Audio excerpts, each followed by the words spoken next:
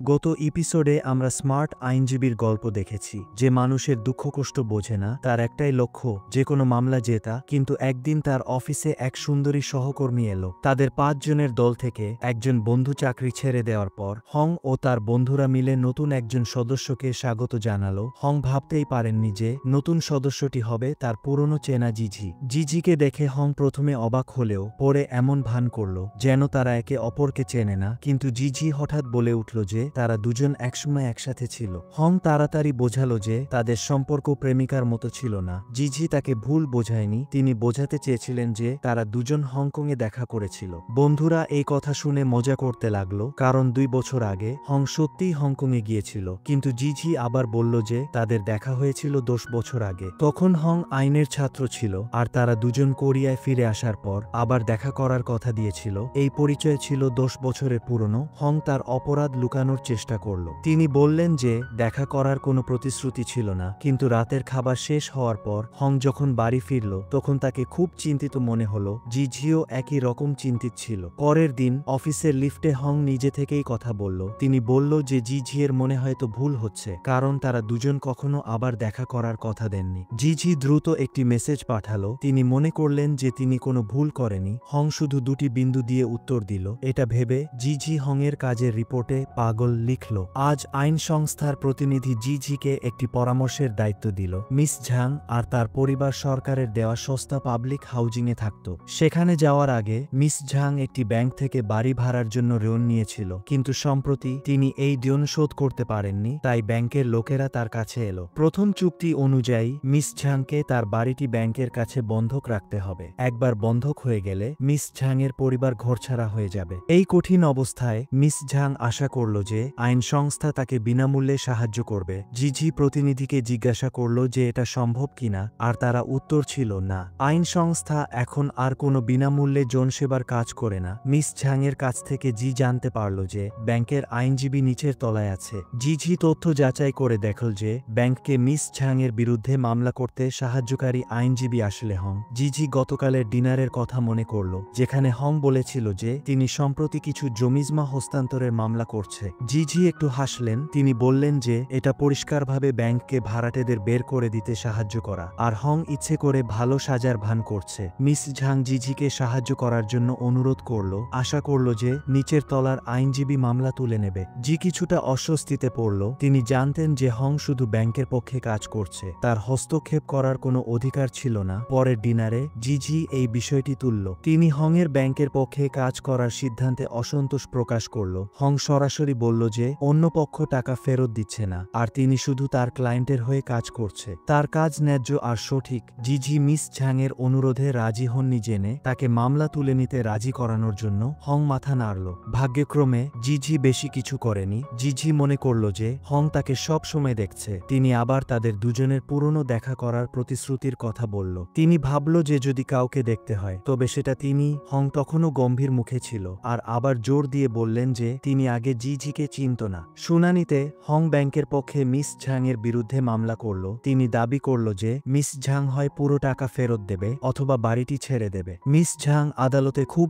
আবেগপ্রবণ হয়ে পড়ল, আর ব্যাংককে বকাঝকা করল। তিনি মনে করল যে সরকারের উচিত তার মতো গরিব মানুষকে রক্ষা করা। তাছাড়া তিনি ইচ্ছে করে ঋণ এড়িয়ে যাননি, বরং সাময়িকভাবে টাকার অভাবে ছিল। শুনানির পর মিস ঝাং বিনয়ের সাথে সমাধান চাইল। হংয়ের মুখে কোনো ভাব ছিল না। তিনি ঠান্ডাভাবে বললেন যে মিস ঝাংকে টাকা ফেরত দিতে হবে। একজন আইনজীবী হিসেবে তাকে অবশ্যই তার ক্লায়েন্টের অনুরোধ বিশ্বস্তভাবে পূরণ করতে হবে। তবে পরিস্থিতি হঠাৎ পাল্টে গেল। পরের দিন হং সুপ্রিম কোর্টের নতুন রায় দেখলেন। এই রায়ের পরিস্থিতি মিস ঝাং আর ব্যাংকের ঝগড়ার সাথে প্রায় একই রকম ছিল। এই রায়ের ভিত্তিতে ভবিষ্যতে ব্যাংক অ্যাপার্টমেন্টের ভাড়াটেদের জোর করে উচ্ছেদ করতে পারবে না। অন্য কথায়, যদি ব্যাংক মামলা চালিয়ে যায় তবে তারা হয়তো হেরে যাবে। সাধারণ অবস্থায় হংয়ের উচিত ব্যাংককে মামলা তুলে নিতে রাজি করানো, কিন্তু তিনি তা করতে চাননি। রায়টি গত রাতে প্রকাশ হয়েছিল, আর মিস ঝাং হয়তো পরিস্থিতি সম্পর্কে জানতেন না। এমনকি বিচারকও হয়তো এই খবর পাননি। তাই হং রায়টি গোপন রেখে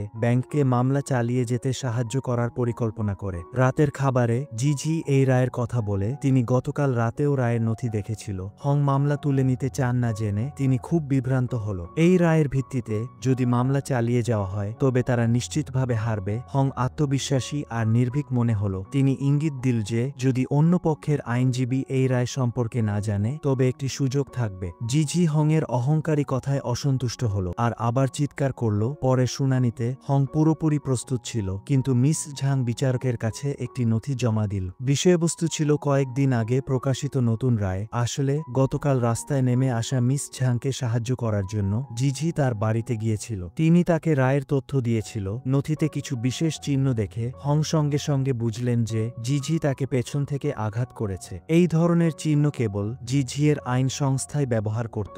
এখন বিচারকও নতুন রায় সম্পর্কে জানত। হং মামলা চালিয়ে যেতে পারে না। তিনি শুধু বলেন যে তিনি তার ক্লায়েন্টের সাথে মামলা তুলে নেওয়ার বিষয়টি আলোচনা করবে। পরের ডিনারে জিজিয়ের মুখোমুখি হয়ে হং কিছুটা রেগে গেল। তিনি তাকে বেশি বাড়াবাড়ি করার জন্য বকাঝকা করল। জিজি ব্যাখ্যা করল যে সুপ্রিম কোর্ট একটি নতুন রায় দিয়েছে, তিনি শুধু রায়ের ভিত্তিতে কাজ করেছে আর কোনো ভুল তথ্য দেননি। তাছাড়া জিয়ের মতে পাবলিক হাউজিংয়ের মূল উদ্দেশ্যই হল মিস ঝাংয়ের মতো গরিব মানুষকে রক্ষা করা। শুধু রায়ের ভিত্তিতে কাজ করে ভবিষ্যতে এই গরিব মানুষগুলো তাদের কষ্ট করে কেনা বাড়ি রক্ষা করতে পারবে। জিজি মনে করল যে হং খুব খারাপ। তিনি শুধু তার ক্লায়েন্টকে সাহায্য করার কথা ভাবে, কিন্তু গরিব মানুষের প্রতি তার কোনো সহানুভূতি বা নৈতিকতা নেই। হং জিয়ের তথাকথিত নৈতিকতার প্রতিটি কথার জবাব দিল। তিনি জিজিকে জিজ্ঞাসা করল, যদি ব্যাংক মামলা তুলে নিতে বাধ্য হয় তবে ভবিষ্যতে কি হবে? জিজি সরলভাবে ভাবলেন যে ভবিষ্যতে ব্যাংক দ্বারা বাড়ি থেকে বের করে দেওয়া গরিব মানুষের সংখ্যা কমে যাবে, কিন্তু হং বলল যে পরিস্থিতি উল্টো হবে।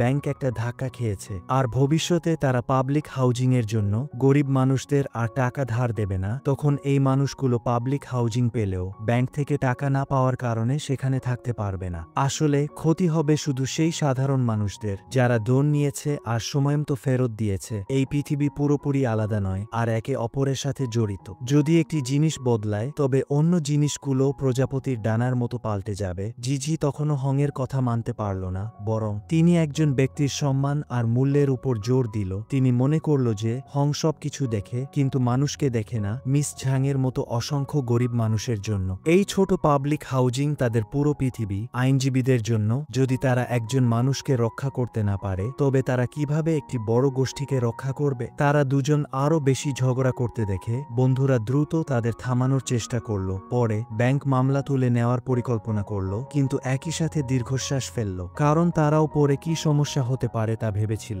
আরেকটি ডিনারে বন্ধুরা হং আর জিজিকে হাত মেলাতে আর সব মিটিয়ে নিতে রাজি করানোর চেষ্টা করল, কিন্তু তারা দুজন অনিচ্ছুক আর একে অপরের প্রতি গম্ভীর ছিল। তবে আসলে হং আর জিজি দুজনেই গোপনে একে অপরের কথা ভাবছিল। তারা নিজেদের সিদ্ধান্ত নিয়ে আবার ভাবছিল। হংয়ের মুখ মনে করে জিজি কিছুটা হতাশ বোধ করল। তিনি তার পূর্বসূরির দেওয়া রিপোর্টে নিরামের স্থান লেখা দেখেছিল, একটি বিশ্ববিদ্যালয়ের খেলার মাঠ যেখানে মানুষ দৌড়ায়। রাতে জিজি খেলার মাঠে এসে একটি বেঞ্চে বসল। হংও খেলার মাঠে ছিল আর দৌড়াচ্ছিল। বিরতির সময় হং দূরে জিকে দেখল। তার মনে পুরনো স্মৃতি ভেসে উঠল। আসলে 10 বছর আগে হং আর জিজি গার্লফ্রেন্ড বয়ফ্রেন্ড ছিল। তখন তারা দুজন রাতের আলোয় আবেগপ্রবণভাবে একে অপরকে কিস করেছিল। এখানে এই দ্বিতীয় পর্বটি শেষ হয়। নেক্সট পার্ট খুব দ্রুত আসবে। আমাদের ভিডিওটিতে লাইক আর চ্যানেলটি সাবস্ক্রাইব করুন।